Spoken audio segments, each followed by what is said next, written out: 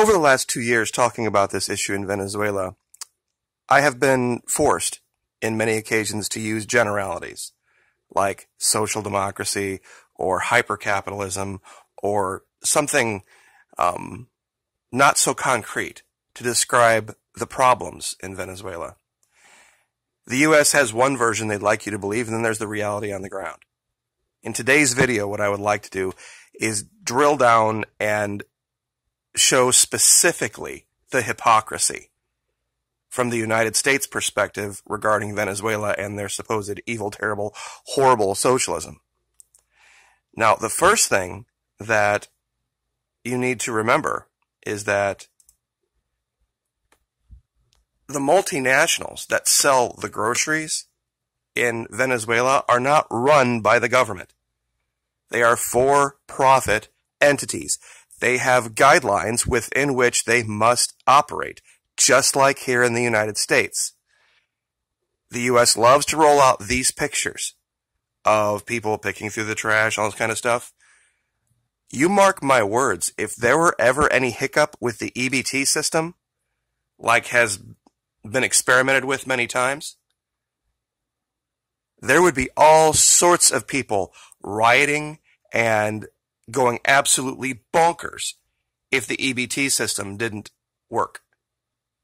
So we have a whole lot of people in this country that are feeding themselves off of the government. Big government socialism strikes once again here in the United States. And if you think it's all blue state people, I could take this camera right down here to the center of Florida.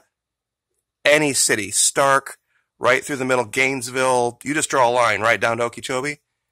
Find the Walmarts and the grocery stores first of the month. You'll see nothing but Trump hats and nothing but EBT cards.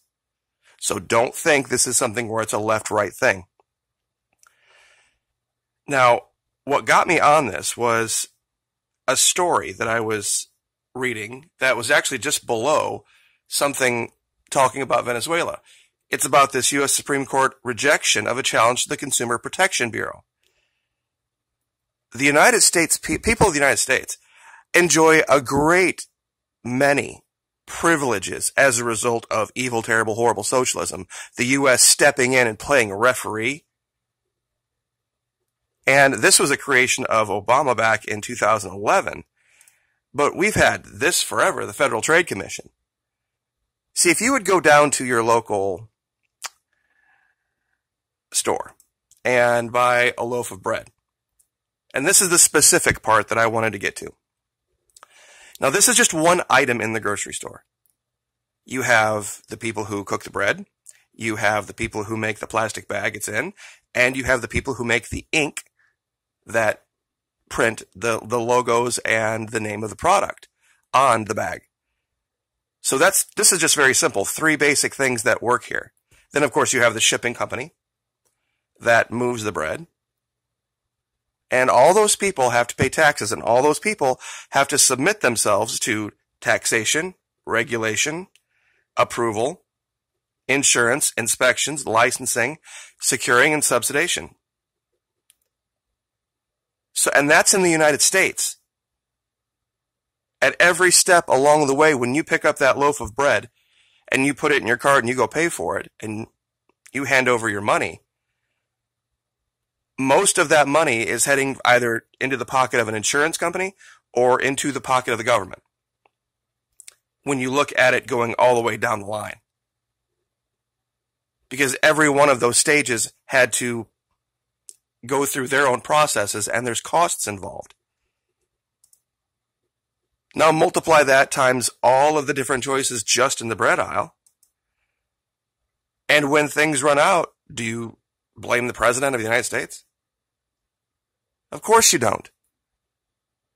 Even though we have big-time, heavy-handed socialism all over the place in this country. If you were to go into a grocery store and you were to buy something, pull it off the shelf, take it home, and you use it, and it makes you sick, and you realize that it's spoiled, and it's bad, or there's something wrong with it, you have recourse in this country. Why? Socialism. You have the ability to go to the government and say, hey, this person out here in the free market did something they weren't supposed to do, and we need you to step in on our behalf. and make them do a recall or bring them before court so that they can pay damages. No such in Venezuela. Not like here, not to the level, no way. This is something most Americans do not get. That socialism is so pervasive and so ubiquitous in our country, we just don't even see it as socialism. Anything made with corn, sugar, wheat, dairy is all subsidized by the government. When you look at those prices on the shelf, that's not as the result of the free market. That's the free market minus all of the subsidies that the government has put in so that the prices remain artificially low, just like in Venezuela. They just do it a different way. There were a lot of multinationals in Venezuela operating, making tons and tons of money for many, many, many years under the same system that just magically all of a sudden went kaboom in 2015. And the U.S. wants you to believe that it's just as a result of their system, which worked marvelously all the way up until the point when the U.S. decided it wanted to export oil. Nothing changed, except for the price of oil going down precipitously. This is not socialism versus free market. This is about what happens when the U.S. tries to turn the screws on people. And they even say, and in case anybody wants to know what this was about, they did this was in Louisiana, 2013. The limits got lifted. For some strange reason, when people got their EBT benefits, there was no limit to the spending, so they went in and went free day recess on every Walmart in the area for about, I think it was 6 hours, and ran up tens of thousands of dollars in goods. So I'll link this article. You can read it. For some reason, the video of it won't play. But you mark my words. You mark my words. You will find out exactly how much of a socialist country we are, both left and right, if there were any hiccup with the EBT system. Government paying for your groceries. See, here we just give a card and say, here's $200 worth of free groceries. There, they tell the people who run the stores, on these 50 or 60 or 70 things, you may not charge more than XYZ or ABC price, depending on the need in the locality. But it's not the entire store, and it's not all the time. And the way they pay their people is different. We have a minimum wage, hourly minimum wage. They have what they call a minimum salary that fluctuates based on the price of those 50 things on the market. So if you're earning, let's say, 7 minimum salaries, and that minimum salary is, let's say, we'll just say 20 American dollars. If the cost of goods goes up the next month, so does your pay.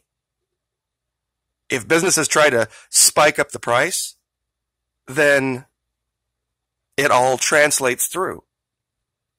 See, this is what the U.S. didn't like, because there was no way for their buddies in the big corporate establishment that runs all of these multinationals to get rich, ridiculously rich in Venezuela. They wanted to hold these people like slaves. And this is why when they said no more, they said, oh yeah? Okay, well, we're going to starve you out and then control the media and make people believe that you can't run your country because we'll just shut off the food imports. That's what this story was all about from the very beginning. But because the media grabbed it and ran with it and started to create memes,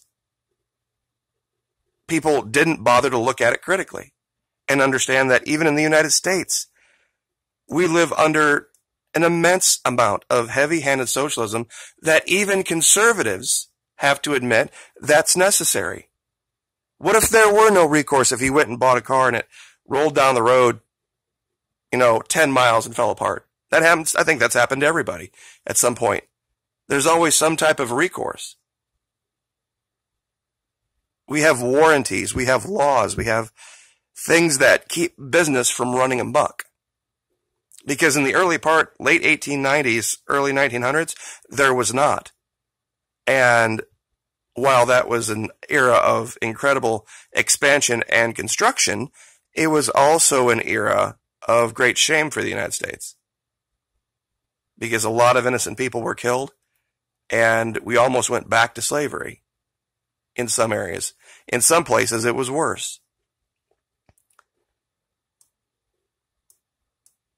A government trying to protect its people and having the audacity to say that the mineral resources of that nation should have a primary function of benefiting the people of that nation, not large multinational conglomerates. That's all this is about. And all you need to do is go look on our shelf and think about everything you pick up and how many steps down the chain where taxes were paid, where insurance was paid, where fees were paid, where licensing was done. It's staggering when you think about it. When you multiply it times everything that we buy and just one grocery store, the utilities necessary, the hiring costs, and all those costs where things have to be done as a result of government regulation. Anybody out there within the sound of my voice who has ever run a business knows exactly what I'm talking about. To say that we are not a socialist country is hilarious. We probably are, by far and away, one of the most socialist countries in the world. For the amount of control the U.S. government has over your everyday life, just going to the grocery store. And some of it's good and some of it's bad. We have starvation, we have poverty, we have people living on the edge right here in the United States. And I'll say it one more time. Watch what happens if you think we have this wonderful capitalist free market utopia. Those EBT cards go away. Every major city in this country would burn. I guarantee it. There would be riots like no other. So we'll leave it there. Like, share, subscribe.